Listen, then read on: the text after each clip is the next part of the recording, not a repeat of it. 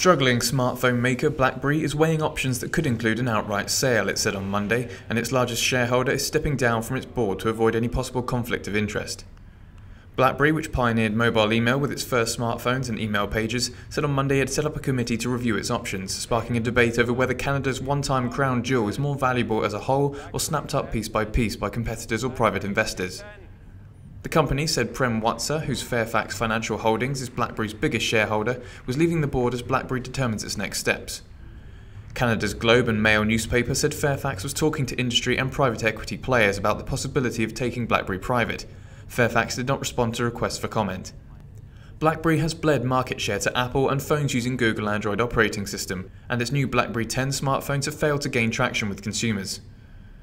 BlackBerry shares rose more than 10% to $10.78 in New York and $11.13 Canadian dollars in Toronto in afternoon trading, but the shares remain well below their levels in June before the company reported dismal results that included poor sales of BlackBerry 10 that is viewed as key to the turnaround.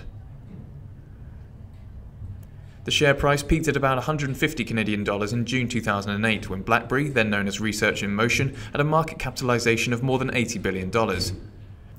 BlackBerry's assets include a shrinking yet well-regarded services business that powers its security-focused messaging system, worth $3 billion to $4.5 million, a collection of patents that could be worth $2 billion to $3 billion, and $3.1 billion in cash and investments.